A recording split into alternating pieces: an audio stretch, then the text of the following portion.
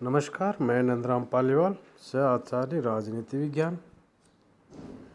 आज इस वीडियो में भारत शासन अधिनियम 1935 के तहत जो प्रांतीय स्वायत्तता दी गई थी, इसमें गवर्नर की स्थिति और उसकी शक्तियों के बारे में चर्चा करेंगे। प्रांतीय कार्यपालिका में राज्यपाल तथा उसकी मंत्री परिषद शामिल होती थी। गवर्नर प्रांतीय कार्यपालिका अध्यक्ष या मुखिया होता था। वह ब्रिटिश सम्राट का प्रतिनिधि होता था। बम्बई, मद्रास और बंगाल के गवर्नरों को ब्रिटिश सम्राट भारत सचिव की सिफारिशों के अनुसार नियुक्त करते थे। शेष प्रांतों के गवर्नरों को गवर्नर जनरल की सिफारिश पर नियुक्त किया जाता था।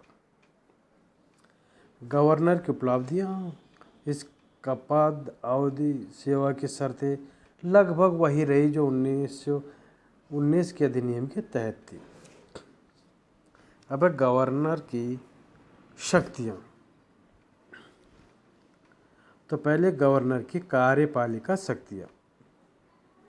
गवर्नर 5 वर्ष के लिए नियुक्त किया जाता था। उसको काफ़ी विशाल शक्तियाँ कार्यपालिका क्षेत्र में दी गई।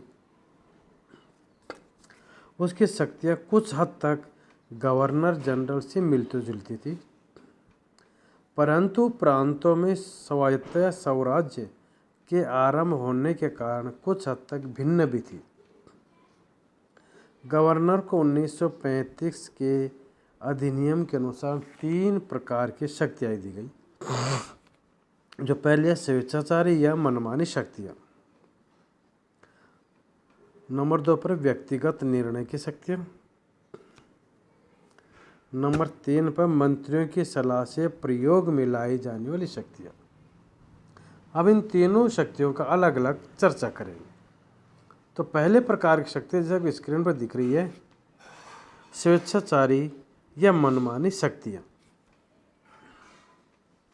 गवर्नर को 1935 के अधिनियम के अनुसार अनेक प्रकार के मनमानी या स्वेच्छाचारी शक्तियाँ दी गई थी, जो कई प्रकार की थी। ये पहली थी कि गवर्नर ये फैसला करता था कि किसी मामले में उसे अपनी मनमानी शक्तियों अथवा व्यक्तिगत निर्णय की शक्तियों का प्रयोग करना है या नहीं। यानी गवर्नर ही खुद ये फैसला करता था, यह निर्णय करता था कि किसी मामले में उसको अपनी मनमानी शक्तियों अथवा व्यक्तिगत निर्णय की शक्तियों का प्रयोग करना है या नहीं करना है। वह मंत्री परिषद की बैठकों की अध्यक्षता करता था। सरकार को उलटने के लिए जो अपराध किए जाते थे, उनको कम करने के लिए कदम उठाता था। वह प्रांतीय सरकार के कार्य के सुचारू रूप से संचालन के लिए नियम बनाता था। अगली है, वह मंत्रियों को चुनता और हटा भी सकता था। वही उनके तब तक वेतन निर्धारित करता था जब तक वे प्रांतीय विधानमंडल द्वारा निश्चित न किए जाएं। वह यह नियम भी बनाता था कि कोई भी पुलिस अधिकारी इस रहस्य को न बताए कि आतंकवादी गतिविधियों के संबंध में उसकी जानकारी का क्या स्रोत है। इसका अर्थ ये था कि पुलिस विभाग के व्यक्तियों को आतंकवादियों के संबंध में सारी बातें गुप्त रखनी पड़ती थी।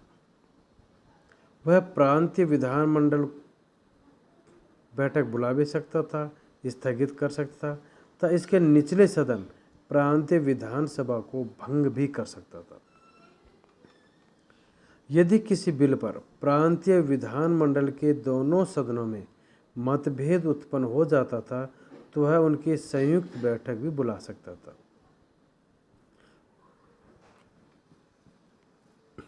वह इस बात का निर्णय करता था कि खर्च का कोई मतदान के योग्य है अथवा नहीं।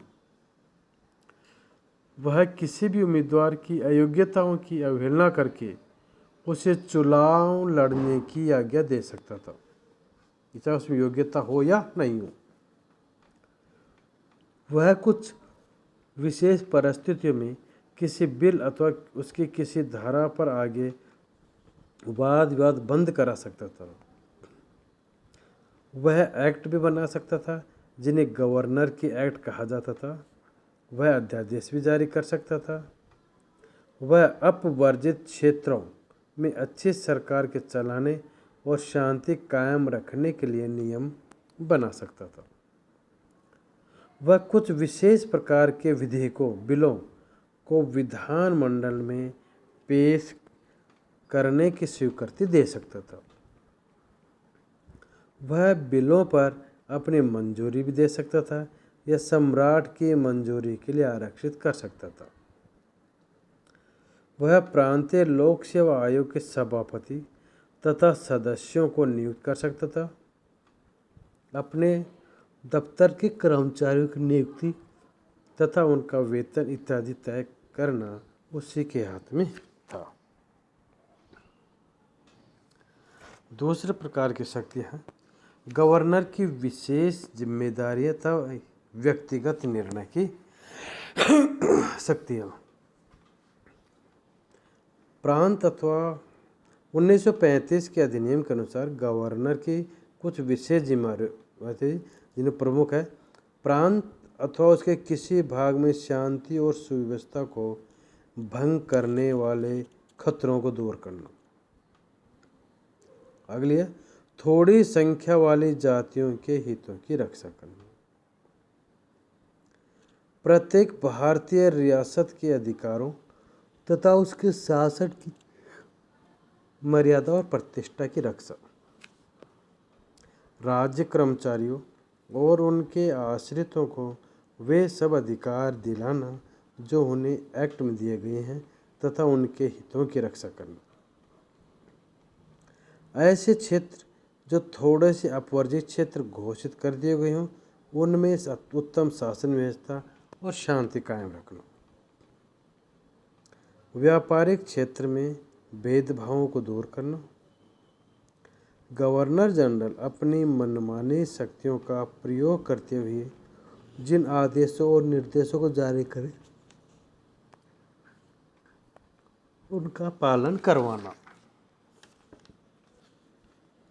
ये जितने भी विशेष जिम्मेदारियां हैं इनका पालन करते समय गवर्नर अपनी व्यक्तिगत निर्णय की शक्तियों का प्रयोग करता था और उसके लिए तो जरूरी था कि मंत्रियों से सलाह करे, परंतु ये आवश्यक नहीं था कि उनकी सलाह को माने या नहीं भी माने।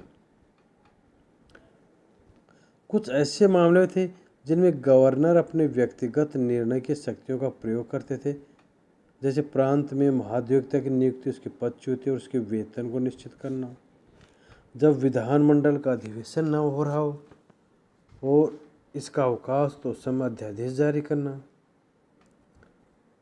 पुलिस के नियमों में संशोधन करना, सार्वजनिक सेवाओं से संबंधित मामले, यह घोषणा करना कि किसी भारतीय रियासत का शासक या प्रजा अथवा किसी कबायली क्षेत्र का निवासी या भारत की सीमा से मिले जुले किसी प्रदेश का कोई निवासी प्रांतीय प्रशासन में कोई सरकारी पद प्राप्त करने योग्य है। गवर्नर की ये सारी जो विशेष जिम्मेदारियां थी इनके प्रत्येक क्षेत्र प्रांत के प्रत्येक क्षेत्र पर छाई हुई थी। जब गवर्नर अपनी विशेष जिम्मेदारियों का पालन करता था या मनमानी शक्तियों का प्रयोग करता था तो वह गवर्नर जनरल के अधीन होता था और गवर्नर की इन विशाल शक्तियों ने प्रांतीय स्वराज्य को काफ़ी अवास्तविक बना दिया था। अब हम मंत्रियों की सलाह से प्रयोग में लाई जाने वाली शक्तियों। गवर्नर जिन शक्तियों का प्रयोग अपने मंत्रियों की सलाह से करता था वे कम थी। प्रांतीय स्वराज्य के जारी होने के बाद गवर्नर से ये आशा भी की जाती थी कि वह अपनी मनमानी शक्तियाँ और व्यक्तिगत निर्णय की शक्तियों को बहुत अधिक आवश्यकता पड़ने पर ही प्रयोग करे और जहाँ तक भी हो सके मंत्रियों की सलाह से काम चलाए। परंतु यह बात सबको स्पष्ट हो जानी चाहिए कि 1935 के अधिनियम के अनुसार गवर्नर को केवल नाममात्र का संवैधानिक अध्यक्ष नहीं बनाया गया था, बल्कि उसको वास्तविक शक्तियां भी दी गई थी। अब गवर्नर की कानूनी शक्तियाँ, जैसा आपकी स्क्रीन में दिख रहा है, गवर्नर की कानूनी शक्तियाँ, जिन्हें पहले है सदन की बैठकों को बुलाना, स्थगित करना अथवा भंग करना। वह प्रांतीय विधानमंडल के दोनों सदनों की बैठक बुला सकता था और उसके अधिवेशन को स्थगित कर सकता था। वह विधानसभा को भंग भी कर सकता है। नेक्स्ट है संयुक्त बैठकों को बुलाना तथा उनके सामने भाषण देना। वह प्रांतीय विधानमंडल की संयुक्त बैठक बुला सकता था और दोनों सदनों को इकट्ठा करके अथवा अलग अलग करके उनके सामने भाषण भी दे सकता था। अगला संदेश भेजना। यदि किसी विधेयक पर दोनों सदनों में मतभेद हो जाता है तो उस झगड़े को निपटाने के लिए वह दोनों सदनों की इकट्ठी बैठक बुला सकता है। यह दोनों सदनों को संदेश भी भेज सकता है। बिल पर पुनर्विचार करवाना। उसकी मंजूरी के बिना कोई भी बिल कानून नहीं बन सकता था। वह किसी बिल को पुनर्विचार के लिए विधानमंडल के पास वापस भेज सकता था अथवा इसको ब्रिटिश सम्राट की मंजूरी के लिए रिजर्व भी कर सकता था। अगला है नियम बनाना। वह प्रांतीय विधानमंडल के दोनों सदनों में कार्य के संचालन के लिए विधानमंडल के अध्यक्ष से सलाह करके नियम बना सकता था। रियासतों के मामलों पर बहस करने का अधिकार। वह भारतीय रियासतों से संबंधित मामलों के प्रश्नों तो या उनके संबंध चल रही विवादों को बंद कर सकता था। विदेशी मामलों पर बहस बंद करने का अधिकार। वह विदेशी मामलों या देशी रियासत के शासक अथवा शाही कुटुंब से संबंधित किसी मामले पर बहस को बंद कर सकता था। शांति और स्थापना के भंग करने वाले बिल को रोकना। वह किसी भी बिल की प्रगति को रोक सकता था यदि उसे यह विश्वास हो जाए कि उस बिल अथवा उसकी किसी धारा या उसमें किसी प्रकार के संशोधन से प्रांत की शांति सुव्यवस्था अथवा उसके विशेष जिम्मेदारी पर प्रभाव पड़ रहा है। अधिनियम बनाने की शक्ति। गवर्नर की कानूनी शक्तियों में सबसे महत्वपूर्ण शक्ति अधिनियम बनाने की थी। अपने कर्तव्यों का ठीक तरह पालन करने के लिए गवर्नर को एक्ट बनाने की शक्ति प्राप्त थी। इस हेतु गवर्नर किसी बिल को तैयार करके विधानमंडल के पास भेज देता था। विधानमंडल को गवर्नर के निर्देशों के अनुसार 1 महीने में विधेयक को पास करना पड़ता था, वरना 1 महीने के बाद गवर्नर अपनी विशेष शक्ति से उस बिल को कानून बना सकता था। गवर्नर द्वारा बनाए गए अधिनियम इसी तरह लागू होते थे जिस तरह विधानमंडल द्वारा बनाए गए अधिनियम बनाने से पूर्व गवर्नर को गवर्नर जनरल की आज्ञा प्राप्त करनी पड़ती थी। गवर्नर को एक्ट बनाने के बाद उसकी एक कॉपी गवर्नर जनरल के मार्फत भारत सचिव के पास भेजनी पड़ती थी। भारत सचिव को इस एक्ट को ब्रिटिश पार्लियामेंट के सामने रखना पड़ता था। ब्रिटिश पार्लियामेंट इस एक्ट की मंजूरी दे सकती थी और इसे चाहे तो अस्वीकार भी कर सकती थी। अब अध्यादेश जारी करने की शक्ति। ये तो हमने थोड़ी देर पहले चर्चा किया कि जब विधानसभा का अधिवेशन नहीं हो रहा हो या कोई संकटकालीन परिस्थिति उत्पन्न हो जाए जिसमें तुरंत निर्णय लेने की या कार्रवाई करने की आवश्यकता है, तो मंत्री उस परिस्थिति का मुकाबला करने के लिए गवर्नर को अध्यादेश जारी करने की सलाह दे सकता है।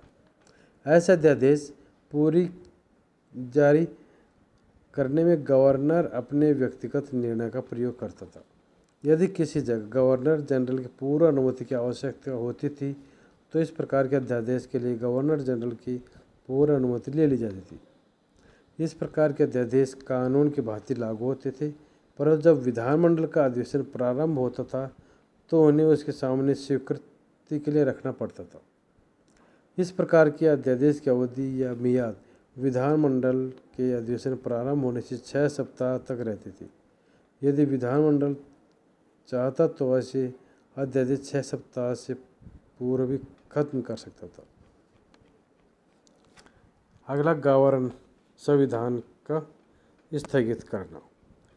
गवर्नर एक घोषणा के अनुसार संविधान को स्थगित कर सकते थे। हाईकोर्ट को छोड़कर शेष प्रांतीय अधिकारियों की शक्तियाँ स्वयं ले सकते थे। अब गवर्नर की वित्तीय शक्तियाँ। गवर्नर बजट तैयार करवाते थे। उनकी आज्ञा के बिना विधानमंडल में कोई अनुदान के लिए मांग पेश नहीं की जा सकती थी। वह यह निर्णय करता था कि कौन से खर्च प्रांत के राजस्व पर भारित हैं। विधानमंडल द्वारा दी गई किसी कटी हुई या अस्वीकृत रकम को वह अपने विशेष अधिकार द्वारा मंजूरी दे सकता है। अब गवर्नर की शक्तियों की आलोचना। अभी अपने गवर्नर की कार्यपालिका, कानूनी और वित्तीय शक्तियों का वर्णन चर्चा की। ये सब शक्तियाँ इतनी विशाल थी कि इनसे प्रांतीय स्वराज्य अवास्तविक बन गए। ये शक्तियाँ शासन के प्रत्येक क्षेत्र में लागू की जा सकती थी। अतः मंत्रियों के काम करने और गवर्नर से अपनी बात मनवाने का क्षेत्र अत्यंत सीमित हो गया। गवर्नर वास्तव में शासन की धुरी थे। वे मंत्रियों से अधिक शक्तिशाली थे। उनके अनुचित हस्तक्षेप के कारण मंत्री अपना कार्य ठीक प्रकार अदा नहीं कर सकते थे। धन्यवाद।